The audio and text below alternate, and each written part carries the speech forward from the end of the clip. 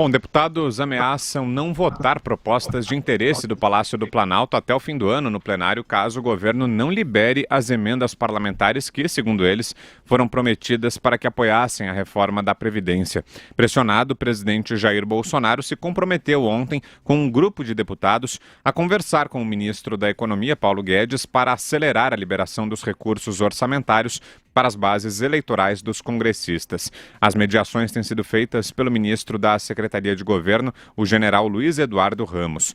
Na semana passada, Ramos prometeu resolver a situação até esta terça-feira, sob ameaça de que o Centrão entraria em obstrução nas propostas do governo. A MP do Médicos pelo Brasil, que perde a validade no dia 28 de novembro e que ainda precisa passar pela Câmara e pelo Senado, já é dada como perdida pelo líder do governo, Major Vitor Hugo. Fala aí, Constantino. Veja que essa nova política não consegue ser tão nova assim, porque as figuras do pântano continuam lá. É normal o quiprocó em política se não envolver corrupção. É normal, você tem um mecanismo das emendas, você faz promessas, os outros aceitam. Deveria, no mundo ideal, votar só de acordo com a consciência, com o interesse nacional, com pelo menos aquilo que diz respeito ao que os seus eleitores defendem e pensam, né? Isso seria o ideal. A gente sabe que na teoria, a teoria e a prática são iguais, mas na prática não. Então, o que a gente vê é deputado e senador cobrando, entre aspas, ainda que de forma legal, pelo seu apoio, e agora estão cobrando a fatura. No mundo de Brasília, o que se chama lealdade, quando alguém fala, você vê que outro dia até o Ciro Gomes deu uma entrevista e falou, não, fulano de tal é um homem de palavra. Ele se referia à família do Rodrigo Maia, né? Ele e o pai. Quando em Brasília se diz que o fulano é de palavra, é uma pessoa leal, ela quer dizer exatamente isso, não é que seja idônea, que nunca tenha roubado ou nada do tipo, é que entrega aquilo que prometeu nos acordos, muitas vezes espúrios.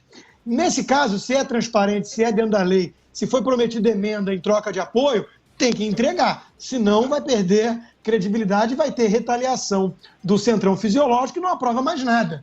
Então tem que ter algum grau de jogo de cintura e pragmatismo, é o que é, não é o que gostaríamos que fosse. Josias. Isso daí já é uma fatura, inclusive, passada, né? Já é cobrança de um cheque que o governo passou, um cheque pré-datado, e que não está pagando, não tem fundos. É coisa já da reforma da Previdência e tal. Essas emendas, elas já eram obrigatórias, a execução das emendas individuais. Eles acabaram transformando, os parlamentares, em obrigatórias também as emendas de bancada. Então, existe uma obrigatoriedade, mas é uma obrigatoriedade em tese, porque se o governo não libera, a emenda não é executada. Agora, os parlamentares dispõem desse mecanismo de chantagem, ou libera, ou a gente paralisa aqui o parlamento.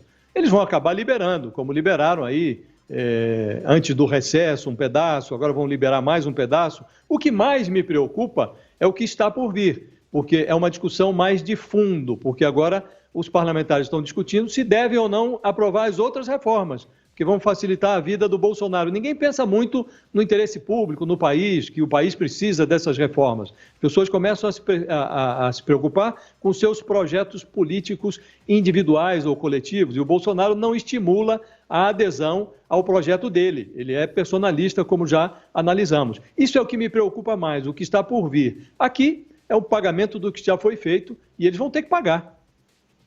Fala, Vera. Isso daí já estava acordado, né? E a minha mãe tinha um ditado que diz que o combinado não é caro, que você faz um acordo e tem de cumprir, não tem nada de ilegal nisso.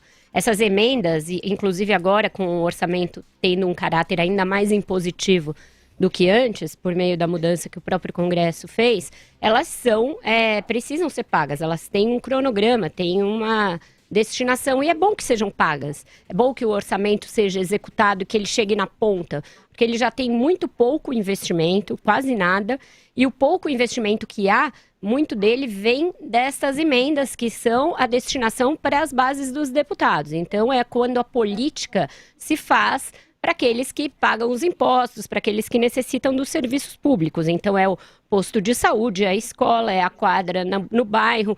Não tem nada de anormal nisso, desde que feito às claras. A obstrução também é algo regimental, é algo que os partidos podem fazer. O Partido Novo agora está fazendo uma obstrução por uma outra razão. até que se vote a questão da segunda instância, da condenação após segunda instância. Então, obstrução é uma arma de que as bancadas dispõem, está no regimento do Congresso. Então, isso é da política, sendo feito às claras, sem mensalinho, sem mensalão, sem algum desvio dessas emendas de uma maneira espúria. Para mim está tudo certo, o Bolsonaro está aprendendo a fazer a política que ele disse que não iria fazer. O general Ramos foi lá, levou alguns expoentes desse centrão para almoçar com o presidente, ele hoje fez referência a isso no seu discurso, disse que vai almoçar com todo mundo, e ele falou que vai ver com o Paulo Guedes a liberação desse dinheiro. O Ministério da Economia está querendo fazer um resultado fiscal melhor do que o previsto, né? Eu falei disso aqui na semana passada, que agora tem uma previsão de 80 bilhões de déficit, quando o autorizado é de 132 bilhões.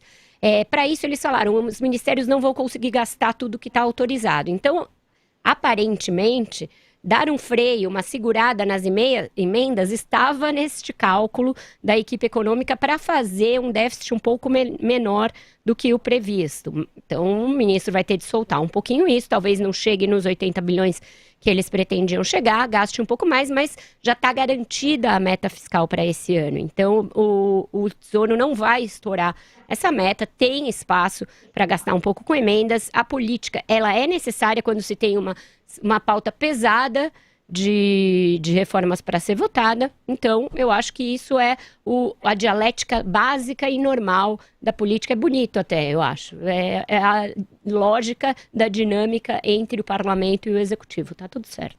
Constantino, fala aí. Não, porque tem um deputado sério que está acompanhando o nosso programa ao vivo agora, me mandou uma mensagem dizendo o seguinte: o problema foi que o governo ofereceu muito alto, inclusive para quem já ia votar a favor por convicção, como é o caso dele. E aí o que acontece? Ele vai lá e destina, então, para hospitais.